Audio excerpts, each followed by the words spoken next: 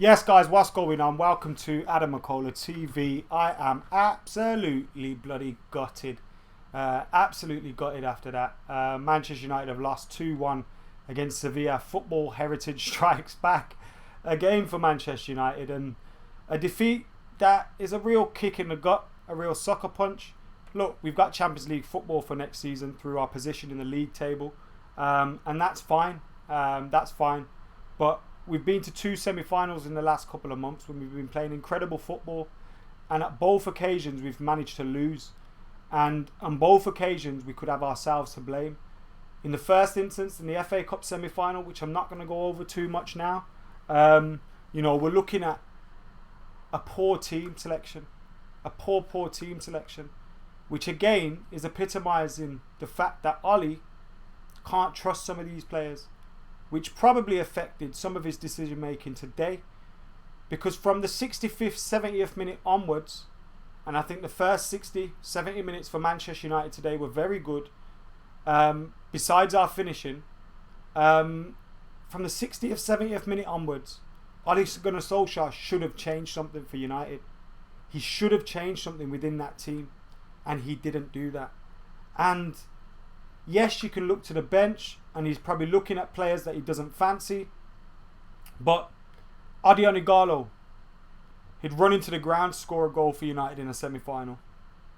Juan Mata, he's been creating opportunities for United in the Europa League this season already. Jesse Lingard scored a goal against Lask. He's a big game player, and he gets goals in finals at crucial moments. Could this be something that reignites his United career? Daniel James, he came on. I don't think he was particularly great when he came on, but he didn't have much time to change things. And I just felt the changes were really slow in coming. And when they came, I don't think they were good enough. And there was a period in that game where around the 65th-ish minute, you kind of saw the likes of Pogba, Bruno, all these kind of guys just get tired. Martial pulled out wide. Rashford looked, a little bit hit and miss throughout the game. You saw these guys kind of look to the bench a few times. Is something going to change? Is something going to happen? And I don't think it came. I think Ollie got it right for 60, 65 minutes. But from what followed, we didn't.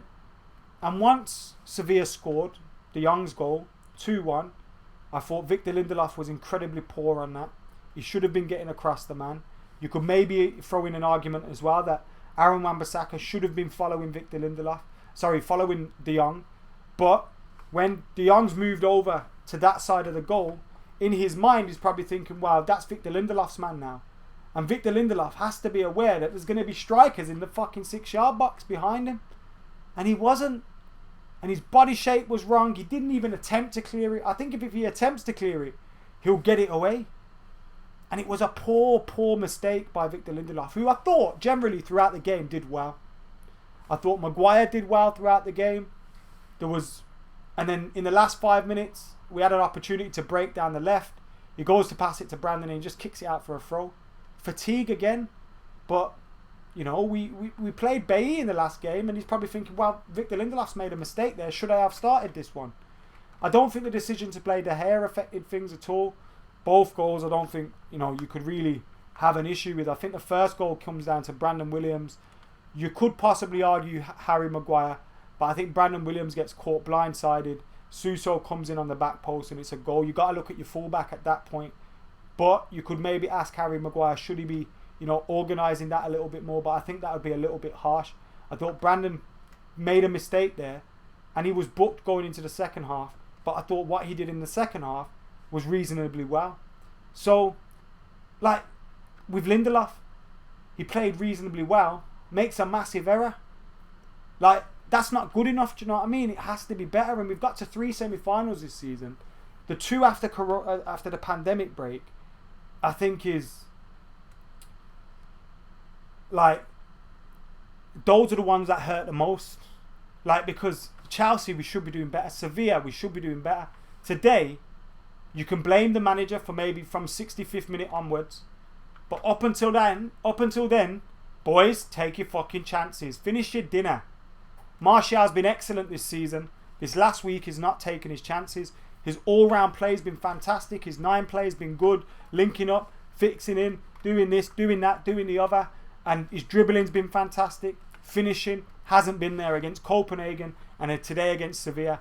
Cost us today. Marcus Rashford, I thought he looked poor today. He looked like he was frustrated. Yes, he won us the penalty.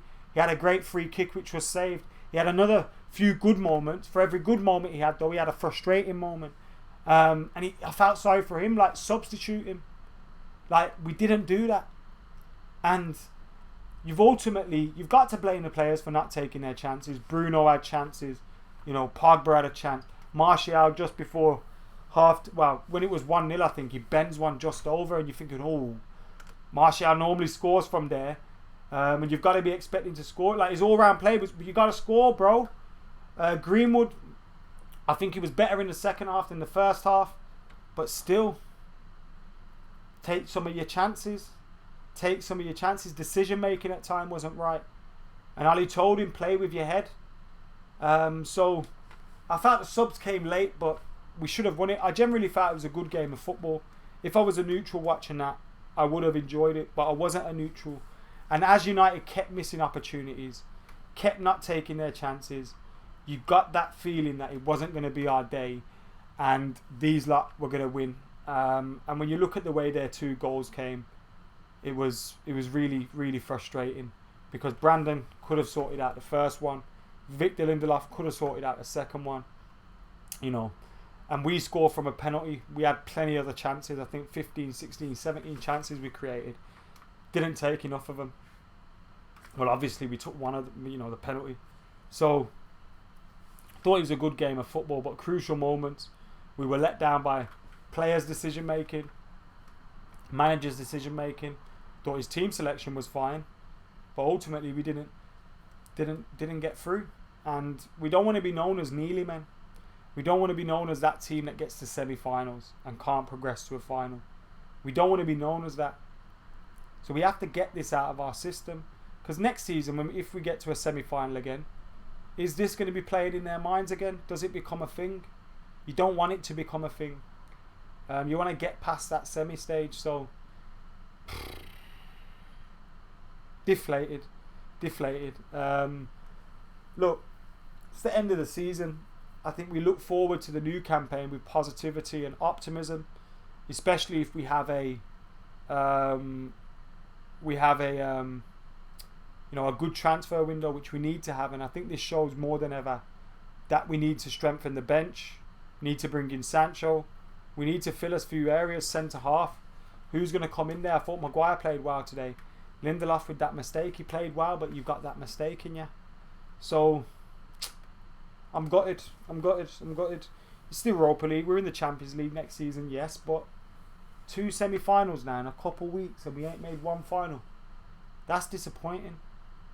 I mean, it's almost like we threw away the FA Cup final because we thought we'll win the Europa League, and we didn't do that today. And I think the failure to change cost us, and I think the failure to take chances definitely cost us. I'm still confident for next season, but this is a message to the board, maybe from Ollie as well, that I don't trust my bench. I'm playing these lads who are fatigued. I don't trust my bench. You need to bring me in some more players, because first 11, fine. Few squad players, you could maybe say fine. Eric Bailly and whatnot, but beyond that, we haven't got enough. Mata could leave, Pereira could leave, Lingard could leave. You're looking at all these people that could leave. We need to have a very, very strong window, because we can't do to Ollie what we did to Jose. Now, Jose had a lot of faults towards the end, but ultimately, when he finished second, we should have backed him in the market, and we didn't. We didn't buy a centre half that he wanted. We didn't invest. He lost his head. We lost what was happening. Now, I don't think Ollie would lose his head like that. I think he's more understanding of trying to keep his players on side. I think he's a lot more understanding in that manner. But Ollie's got us Champions League football now. That was probably his objective this season. Get in the top 4. 3rd place. Alright, we've got it. Would have liked a bit of silverware. But now, let's build on this. We've built a decent team. Bruno, Pogba, Rashford, Marshall, Greenwood. All these players. Need to sort out behind them, solidify that. I think Wan-Bissaka today, they targeted him a bit in the first half, but I thought he recovered really well in the second half and did well, got better as the game went on. But again, he can improve even more. Maguire can improve even more. I do think they've improved us this season. You know, one of the top defensive records in top 5 leagues in Europe, but we can still improve more on that. So we need a strong summer. A strong summer. And hopefully we have that, because if we don't, then we're going to see the same issues. We're going to see the same, you know, not getting over the line when we need to. And we don't want that to happen.